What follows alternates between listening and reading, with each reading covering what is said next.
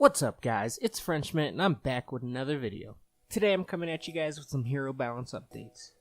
In this video I'm going to go over the Hero Balance patch notes and give you guys my first impressions of what I think about these changes. This was a big update with a lot of changes, and fortunately I had some time to go onto the PTR and get a few sessions of quick play and deathmatch. I haven't done team deathmatch yet, but that's soon to come.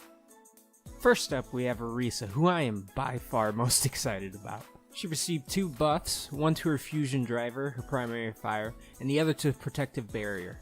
So her primary fire saw an increase in projectile speed by 20%, and her barrier saw an increase in size by 20% as well. The barrier shape has been changed to allow for more coverage from enemies that are below the barrier. The developer comments say the projectile speed increase helps Orisa's consistency, especially at medium ranges or further. Her barrier size has been increased to better protect her team, and the new shape makes the shield more effective when it's used on slopes or on top of objects such as the payload. So my opinion and my first impression of this, guys, is that these buffs are felt immediately while you are playing Orisa.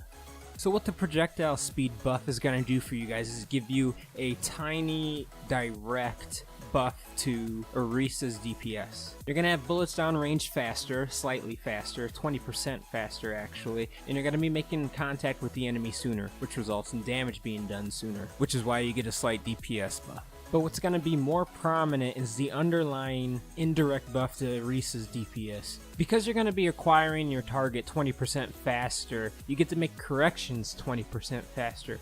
And also, the corrections that you're going to make are going to be more impactful because there's less guessing because your projectile speed is increased. Which is going to result in having way better accuracy and ultimately more damage done to your enemy. So for my people out there who struggle aiming as Orisa, this is going to make for a better feel while playing her. So that, coupled with the giant barrier Orisa now has, makes for a much less frustrating experience playing her.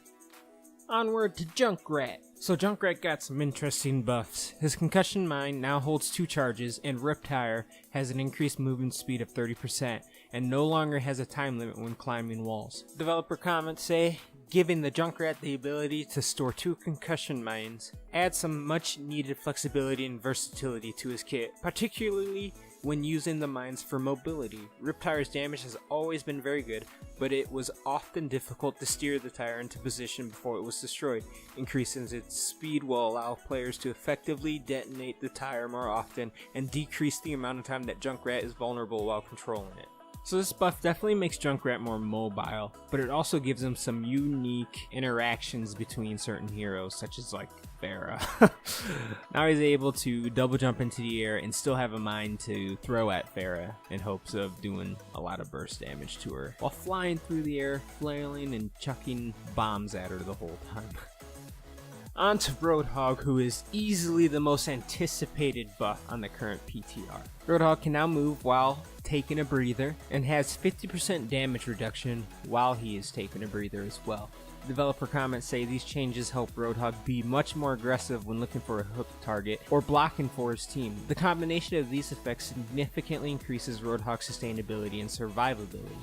So I think these buffs are massive. So Blizzard had said that they wanted to bring Roadhog's defensive capabilities more in line with the rest of the tanks, and that they did. So I would say that being able to move while taking a breather is a big enough buff in its own, but on top of that, the 50% damage reduction is just ridiculous. This almost ensures that you won't get punished for stepping out to take maybe a wild hook. And in my next video, I'm going to be finding the limitations of this damage reduction combined with the 300 heal that Roadhog has, and see how much damage can Roadhog live through, because it's got to be a lot. My favorite part about this buff is the fact that now you have to fear the hook in situations that you never really feared before because of the punishment that you can give Roadhog for taking such outlandish attempts at hooking you. Well, now it's like, he hooks you, he brings you in, and it might have been a mistake, but as soon as he takes a breather and walks away from you, now you're all of a sudden in a duel, as opposed to being up in the exchange, because Roadhog might have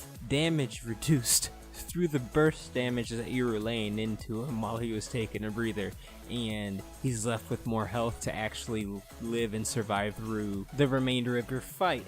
And not only that, while he's walking away, he might be obtaining good coverage or positioning that will be more useful to him, because he doesn't have to stand out in the open because he's not anchored down while he's healing anymore. So you have to take that into account when you're taking a duel with Roadhog as well. And last but not least, but will probably be least impactful, is Widowmaker. Grappling Hook's cooldown was reduced from 12 to 8 seconds, and targets affected by Venom Mine are now visible through walls, to you as Widowmaker only. Developer comments say, Widowmaker is extremely powerful in the right hands, but her abilities often felt a little weak. The Grappling Hook cooldown reduction means she is more likely to have it available when she needs to escape.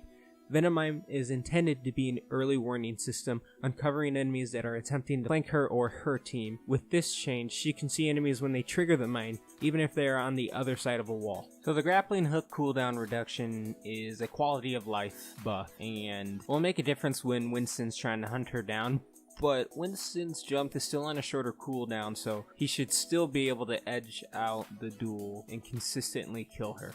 And the Venom Mine buff I think is a great idea. I think that it's good to implement this in the game and kinda just fits into Widowmaker's playstyle. I think that people will fear that this will make Widowmaker a lot stronger, but the thing you have to remember, guys, is the people playing Widowmaker still have to hit their shots.